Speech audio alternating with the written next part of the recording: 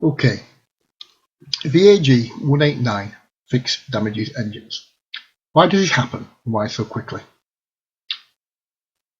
Once it gets out of the engine and into the atmosphere, soot is unpleasant, dirty and damaging to the human health. This problem is addressed very successfully by the diesel particulate filter. Inside the engine, the situation is different. Over time, soot clogs up the airways, contaminates the oil and eventually kills the engine.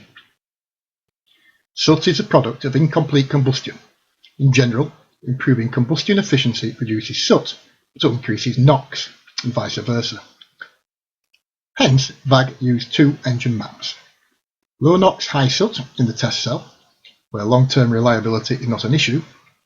High NOx low soot on the road, where reliability failures cause warranty claims.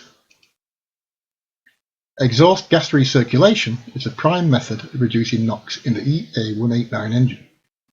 EU5 engines, which have no exhaust after treatment such as SCR, cannot reliably cope with the soot that is produced.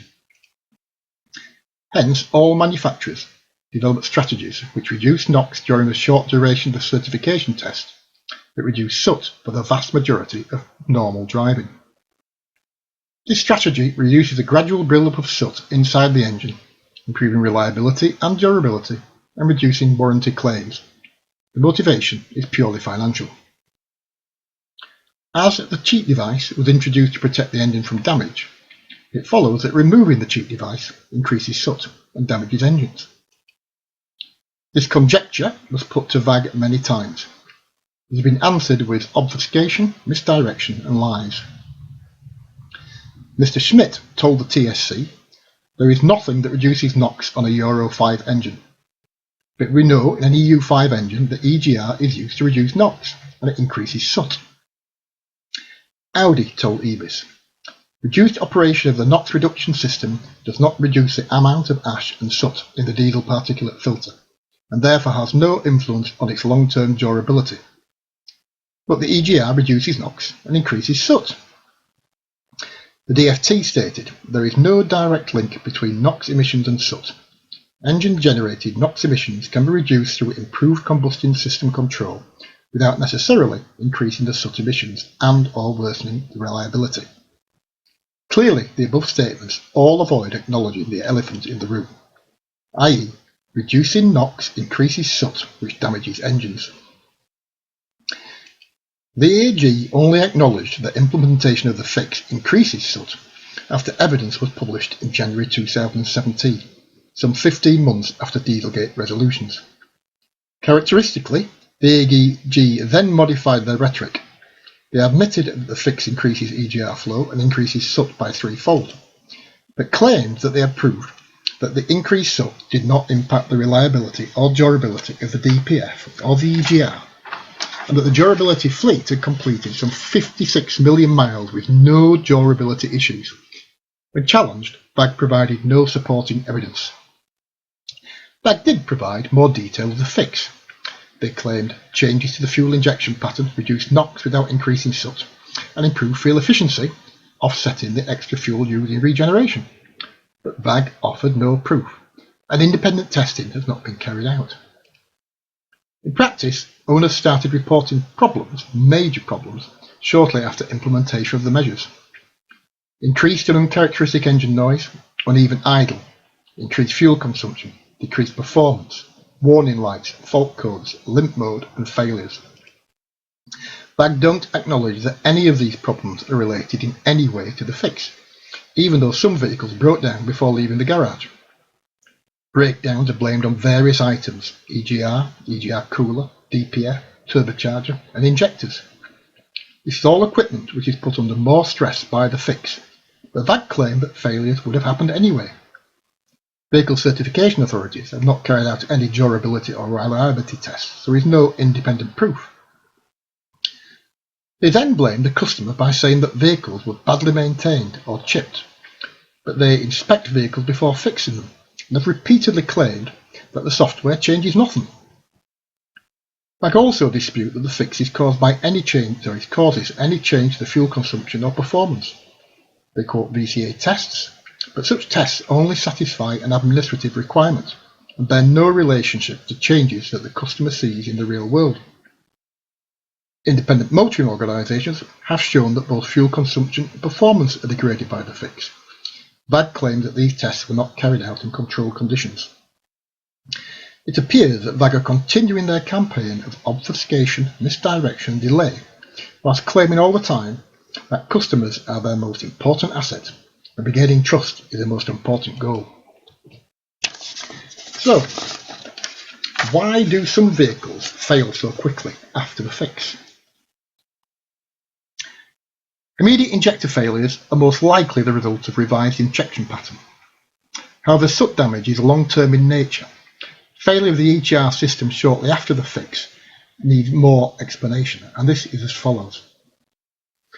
When vehicles are new, the EGR system is free of carbon deposits, and the EGR system functions as designed. As a vehicle ages, carbon deposits build up. The EGR valve has to open further to overcome the increased restriction and deliver the required EGR flow. The vehicle functions as normal, no faults are logged, no warning lights illuminate. The vehicle may continue problem-free for years. When the fix is applied, the ECU immediately commands an increased EGR opening to achieve the required EGR flow. Some engines are capable of supplying the required flow, others are not, resulting in rough running, fault codes, warning lights, limp mode and or vehicle breakdown. The following graphs show data taken from 3 vehicles. A fixed 2-litre TDI with 28,000 miles on the clock, and no faults and no lights. The same vehicle with a simulated 66% EGR system blockage. Again, this simulated blockage caused no fault codes and illuminated no warning lights. A TDI 1.6 with 67,000 miles on the clock. Again, no warning lights, no fault codes on this vehicle. The commanded EGR opening on the newer vehicle is well controlled within the system's capacity. You can see the valve gradually opens as the engine revs increase, but then reduces to 33% at 2,500 RPM. The commanded EGR on the same vehicle with the simulated 2/3 system blockage is completely different. Fine control of the EGR is lost, and commanded EGR opening goes all the way up to 80% at 2,500 RPM before settling down at 60%. The older TDI vehicle with 67,000 miles on the clock behaves much like the newer vehicle with a 2/3 simulated blockage. EGR commanded is badly controlled and reaches 80% before the engine revs reach 2,500 RPM. Clearly, the increased EGR demands of the NOx reduction software on some older vehicles cause previous reliable vehicles to show faults or fail. All vehicles will suffer problems much quicker than they otherwise would have. This quick test demonstrates one of the problems which can arise when the fix is applied to an otherwise reliable and fault-free vehicle. These early failures are a precursor to more widespread problems to come. Clearly, the 2-year trust-building measures do little to help the loyal VAG customers who have made a long-term investment in the brand. So, in summary, the technical evidence suggests that the fix will cause problems. VAG denies this, but supply no evidence to support their claim. Customer experience shows that vehicles are breaking down immediately or shortly after the fix. VAG deny that any of the failures are caused by the fix, but fail to explain why vehicles break down so soon, sometimes before even leaving the garage. Customer experience and independent tests show that vehicles suffer performance and fuel consumption degradation after the fix. VAG deny this. They state that customers are wrong and tests are flawed. They refer to VCA tests, but the VCA admit that these tests are purely administrative and have no relation to performance in the real world. VAG claim that they check vehicles before the fix to ensure they are fault-free, but tests show that the EGR system can be 2/3 blocked and the OBD system will show no fault codes or warning lights. In this blocked condition, all precision control of the EGR is lost. The cooler is ineffectual, and in all probability, the vehicle has already failed in an emission sense. It is clear that any further increase in EGR demand, for example implementation of the NOx reduction measures, will cause fault codes, warning lamps, limp mode and/or vehicle breakdown. Independent tests show that real-world emissions after the fix are no better than before. VAG deny that this is a problem. The fix is purely administrative, which begs the question, why is anybody doing it? Now I appreciate that the above tests are limited in nature, and I'm sure that VAG will deny that they prove anything. But the fact remains that every piece of independent technical evidence that's come out in the last 22 months points to one inescapable fact. Implementation of the VAG fix damages engines, making things worse for customers, citizens and the environment. Thank you very much for listening.